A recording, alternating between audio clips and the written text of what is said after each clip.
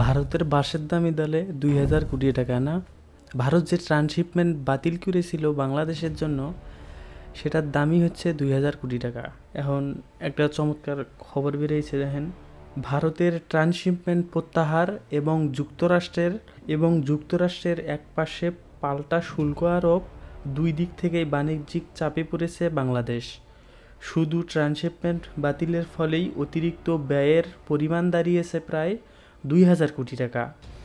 আবার অন্যদিকে যুক্তরাষ্ট্রের রপ্তানি পণ্যের ওপর ৩৭% পাল্টা শুল্ক আরোপ করে নতুন করে উদ্বেগের জন্ম দিয়েছে যুক্তরাষ্ট্র। যদিও আরোপকৃত শুল্কটি ৯০ দিন স্থগিত রাখা হয়েছে,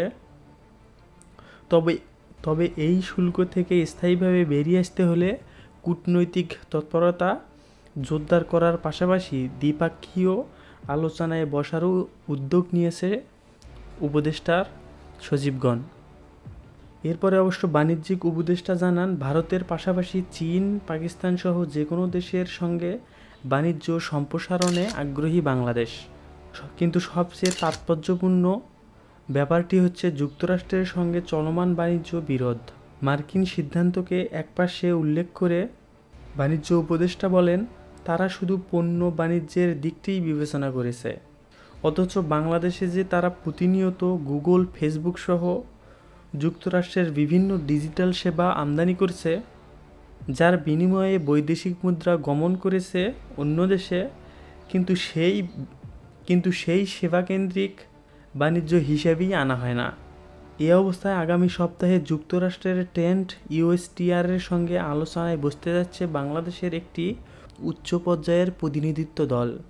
অর্থ উপদেষ্টা সালেউদ্দিন আহমেদের নেতৃত্বে এই দলে থাকছেন প্রধান উপদেষ্টার আন্তর্জাতিক বিষয়ক বিশেষ দূত লুৎফর সিদ্দিকী ও বাণিজ্য মাহবুব রহমান। বাণিজ্য উপদেষ্টা আরও জানান, সেখানে আলোচনার বিষয়বস্তু শুধু শুল্কেই সীমাবদ্ধ থাকবে না। দুই দেশের মধ্যে ভারসাম্যপূর্ণ বাণিজ্য কাঠামো, অশুল্ক বাধা দূরীকরণ এবং সম্ভাব্য পারস্পরিক সুবিধা নিয়েও বিশদ আলোচনা করা হবে। শেখ বশিরউদ্দিনের ভাষায়, আমাদের লক্ষ্য হচ্ছে দুই দেশের যেন লাভবান হয় এমন একটি কাঠামোতে পৌঁছানো। দর্শক, প্রথমেই আসি ভারতের ট্রান্সশিপমেন্ট বাতিলের ক্ষেত্রে বাংলাদেশের যে ২ কোটি টাকা পর্যন্ত বাড়তি খরচ হিসেবে ধরা হবে সেই প্রসঙ্গে।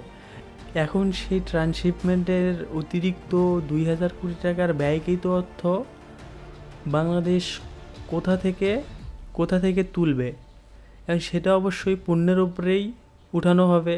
পণ্যের শুল্ক বৃদ্ধি বিভিন্নভাবেই উঠানোর চেষ্টা করা হবে।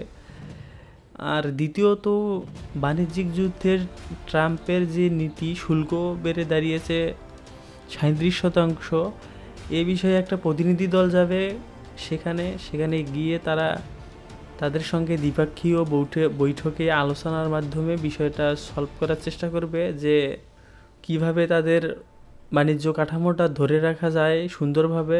ধন্যবাদ সবাইকে।